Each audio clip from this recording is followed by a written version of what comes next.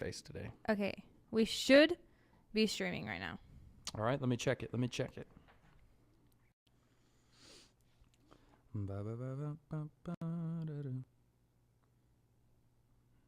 don't see anything now. I see it. Heyo. I think. Yeah, I just Check heard my 1, heyo. 2, 3. Yep. Cool. We're live. Wonderful.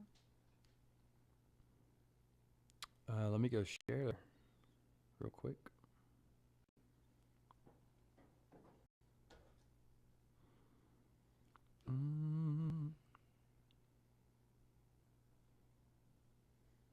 So going to bed as a kid, this is a random thought I had. Oh, you gotta change that to orange. It wasn't working for me earlier. That's why I It didn't just do it. flickered, Yeah, it did. which is fine. I mean, blue's Oh. cool too. Oh, Oh, there we go. hey, there it is. There. It's It's off now. As a kid growing up, good morning if you're watching. We're gonna get started in a few seconds. Growing up as a kid, I would fall asleep watching like Nickelodeon or Disney or something, whatever Mhm. kids watch. And for whatever reason, now that I think about this is like almost demonic in a sense. I would go to sleep watching like a good kids show, and I would wake up to MTV Oh, yeah. or like Nick at Night, Mm-hmm. and I would always wake up to the theme song of Everybody Hates Chris. Every single time at 2 a.m. in the morning, I would wake up, and that's what's happening. That's funny. And I know the theme song, but I've never watched the show. I just remember, like, as a kid, Mhm. like, when you wake up, if you fell asleep with the TV on, it always had some random show on there. Yeah. Like, something that you've never heard of. Like, it only has its screen time for, like, the midnight watch. Weird. Cool. We got that posted up. So we'll get some people to join us here in a minute. Good morning, everybody. Happy Thursday.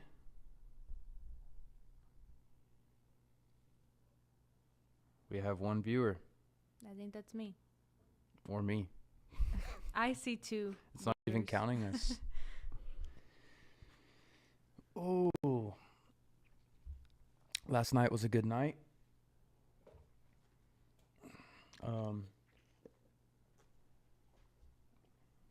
Pastor Jake brought a really good word talking about idols. Good morning. Let me know when you're here, everybody. Pastor Jake brought a great word last night. It was really good. And so it was a good night. Great response to people. Great worship.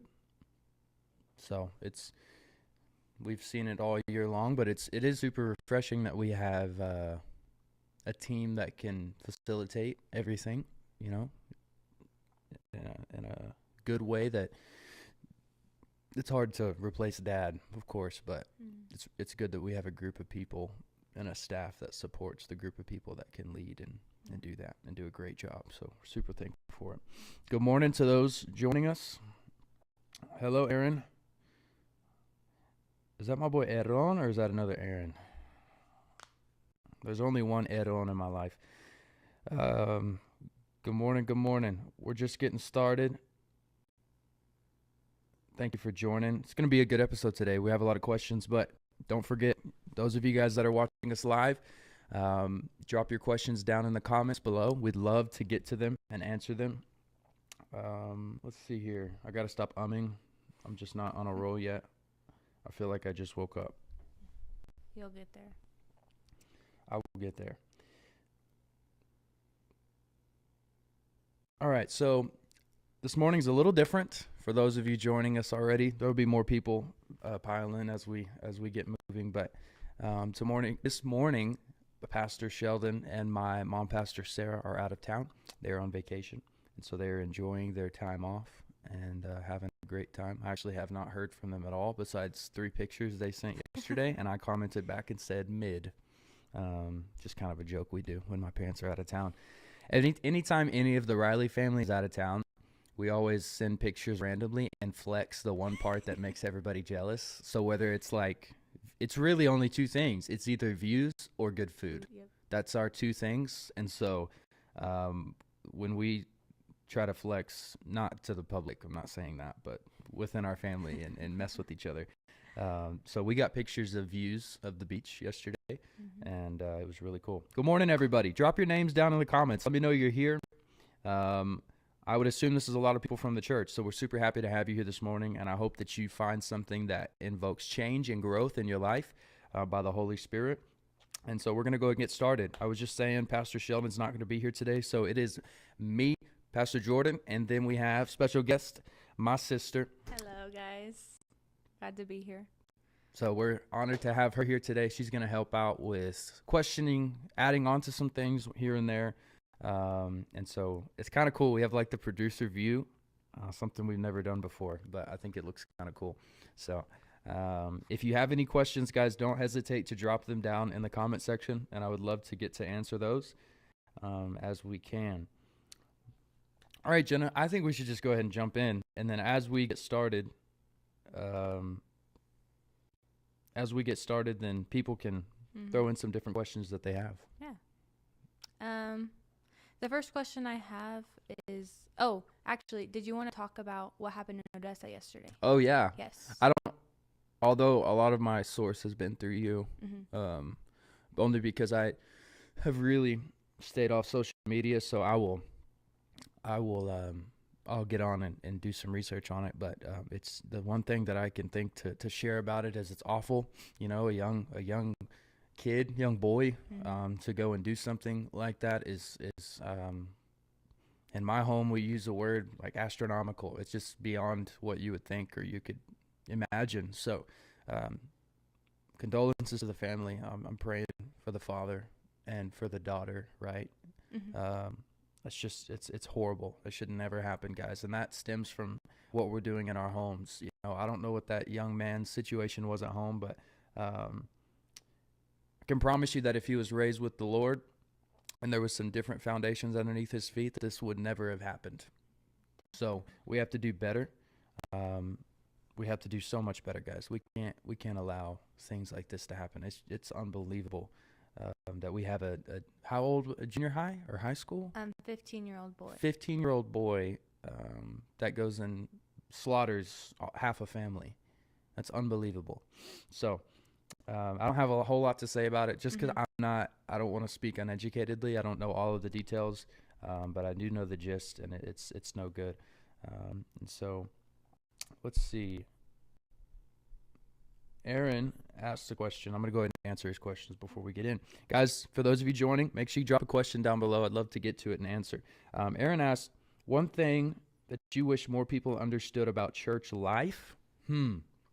Well, I think there's a lot of, I've never been asked that question. I've never really thought about that. But I think off the top of my head, something that definitely is learned, because I don't want to be too churchy in a sense that it's like religion, right? So I love having new Christians and people that are just on fire for God and being able to direct them biblically.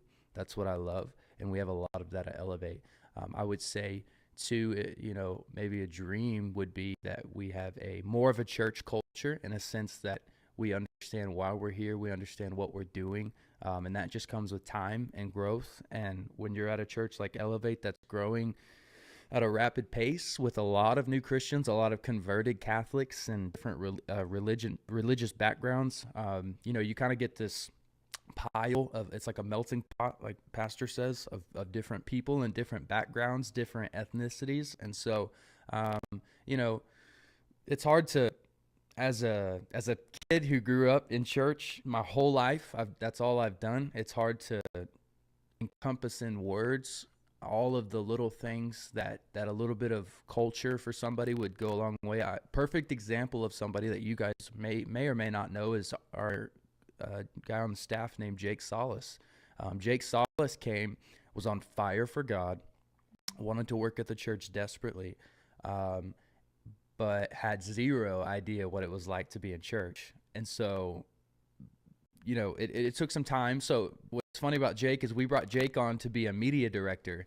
Jake was not ready to be a media director, and it was hilarious. But we took a chance on him, and he's a great asset to our team. He's an executive assistant. He's amazing at his job. One of the best that we've ever had. One of the best that I've seen. And I get the privilege to see a lot of executive assistants with a lot of our connections and people that I get to meet. And so, that church culture, not religious culture, not a bondage culture, but understanding who the church is supposed to be and what we're about, that culture, when it's elevated in people, you see growth, and it makes life a little bit easier in terms of how you facilitate your service as a pastor or just as a person leading from the microphone. Example in worship, as a worship pastor, when I have people that are in the front that understand the culture and understand what worship is, it makes a massive difference. Like you saw last night, we went through Goodbye Yesterday as our first song of the night. We went through it, and it was okay. It was mid, as I would say. And I told Kevin, hey, let's hit the vamp again. Kevin's like, let's restart the whole song. And I was like, great idea. So we restarted the whole song. People came down to the front, and worship and praise was elevated. And so, when you have people in the room that understand the culture and understand the goal, right? The goal is to reach people. The goal is to enter God's house with thanksgiving and to worship him. That's the goal. And understanding the church culture, if you will, is realizing like, hey, I'm going to praise when life isn't great. I told you last night, we had 2 people on our stage last night that are going through probably the hardest point of their life and jumping around on stage loving Jesus, because that's what it's about, guys. It's not about doing it when you feel like it. I've been so guilty of that in my life, understanding what it's like to worship God through pain, through sorrow, through tragedy. I remember, I don't think I've ever shared this story publicly besides a couple different meetings, but I tested what I preached in a real sense, and I learned how to praise in tragedy. Now, I can preach about that all day because I believe that's what we're supposed to do, but, I haven't had a lot of opportunity to praise in tragedy. Because there hasn't been a ton of people that have died in my life, and the ones that have been years before. I've really believed this praise and tragedy slogan over my life. And so when my grandpa died this year in March, right? Mm-hmm. That's my dad's dad. It was my pawpaw. We did not talk the last 2 years. Long story. We did talk before he passed away.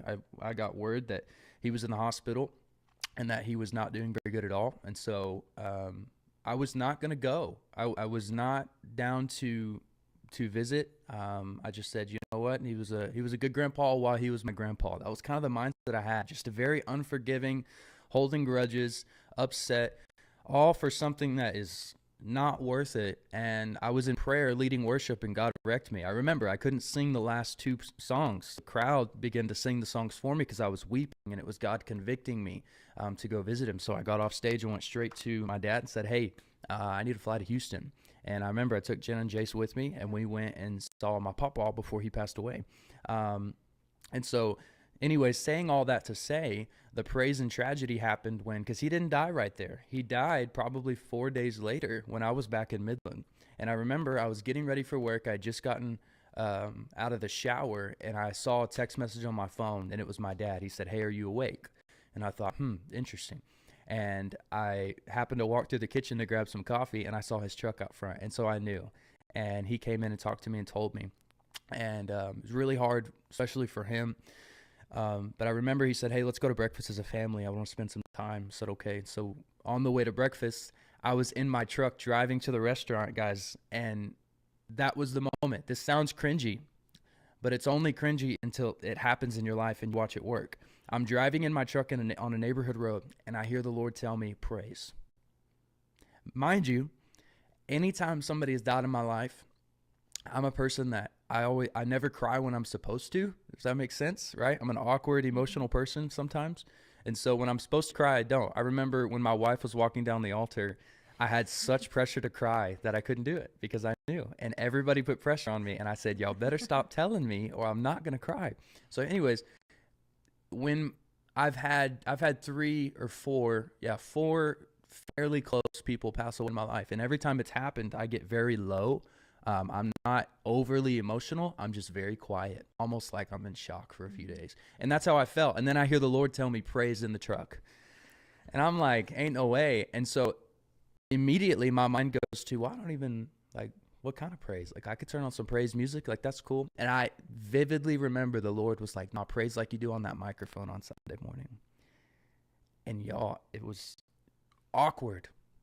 But I pulled over my truck and I began to praise the Lord out loud at the top of my lungs, praising God. Why? Because my grandfather, who had lived in an amazing life, made plenty of mistakes, did a ton more things right, helped a ton more people than he did wrong. He was a great man of God.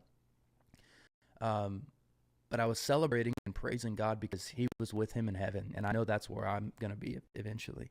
And so I was praising God that his mission was complete. And it took me a while to understand that, you know, the first 3 tragedies I had in my life, I didn't get that. So I say all of that to say, when we start to understand not just church culture, but Jesus culture, understand who we are and who we're called to be, then it automatically helps. So when you talk about, is there something you wish people knew more about church life? I would say more of, I wish that they understood who Jesus was more, because if they understood who Jesus was more, then they would act upon who he is, if that makes sense. All right. Okay. Thank you guys for joining us. If you have a question, please drop it in the comments. Thank you, Aaron, for that question. If you have another one, bro, drop it down. And I'd love to get to answer it. Jenna, what do you got for me? Perfect. The first question that I have for you, and I guess for us, is what does a healthy mind look like for a believer? Oh, yeah. This is a good question because I'm a natural born overthinker. And so I think I'll reword your question a little bit. Okay. Because it's still about the mind, but our posture. And I've taken this on my life this last year, really since Taylor was born, and I started as a dad. You get all these, as a God-fearing dad, you start having all of these things like, I need to change this. I don't need to let this in my home. Things that you may have not seen. It's kind of like scales are taken from your eyes for a moment, and you're able to see, like, I don't want this to affect her. Yeah. And so, anyways, things begin to fill my mind of things I wanted to change. And I learned that I had to have a humble mindset, humble heart. What I'm trying to say is, a lot of times, and I'm guilty of it, we sit in a church service or we watch a clip, we watch a sermon, we watch somebody speaking, you watch a podcast, and we hear a topic and we automatically zone out or tone it out because it doesn't sound like it's for us. And I've learned I'm in the most developing stage of my life. And I believe that's because my posture, my mindset, my healthy mind as a Christian is set to be humble. To say, when I hear something, if, you know, like Apostle Rayleigh preached a message, and I'm forgetting the name of it, but it was basically like, some of you were thinking that you need to be resurrected, like you need to live anew. And some of you, while thinking that, you really need a burial. You really need to bury your old self before you can move on to what God has for you. And that's why you're stuck. And when I listened to that message, immediately you're like, Pastor Jordan, you don't need to die to your old self. You're doing great. No. My posture, my mindset is to, God, where in this message do I need to apply it to my life? Always, I never want to sit and listen to somebody talk about God and the right way to live or a strategy in life and ever think like, oh, I've got that down. I've got that figured out. That is straight failure mindset. I don't know what other word to use. So a healthy Christian mind, I think off the bat, is recognizing I am so far wrong. I'm full of sin. I am imperfect. Because what we do as Christians, as seasoned Christians, this is the opposite side of the church culture, Aaron, to your question again, is we go from not understanding to understanding way too much. Mm-hmm. And not that we ever learn all of who God is. I'm not saying that. But we begin to, it's kind of like, take it for the world. It's because we're humans. Like if you're a welder and you have a rookie coming on the job, it's a rookie. So you're going to pick on him. He's not going to know as much as you, blah, blah, blah, blah, blah. You're not going to let him cut the corners. I mean, I don't know everything about welding, but I'm sure there's shortcuts you could do that they're like, hey, we don't do this. But when you're 45 and you own your own company, you're going to do whatever you want to do. It's fine because you understand it better. And although that may not hurt you in the welding industry or in your business, I believe that massively hurts you and stunts you when you're walking with Christ. When you get to a point where you're like, oh, I've got this in the bag. I've got this under control. Like, oh, God, I don't need to grow anymore in this area. A lot of people would never admit that mindset, but I challenge you. Go and listen to stuff and think about it in your heart. How am I receiving this message? Because I've just challenged myself after Collide in February. I will never, ever again sit in a service or listen to somebody or learn about Jesus and think that it can't be applied to me. Unbelievable. Never. I'll never have that mindset again. And so, yeah, healthy mind. There's a lot of different ways that I could take that, guys, of healthy mind. But right now in this season of my life, I think my mind is at its healthiest when I focus on two things. A humble heart to Jesus, but also at the same time, I focus on my peace. I've worked on this, is being able to walk in peace. Let my life, when I'm around other people, I don't want people to say, I want to be more like Jordan. I want people to say, I want what Jordan has.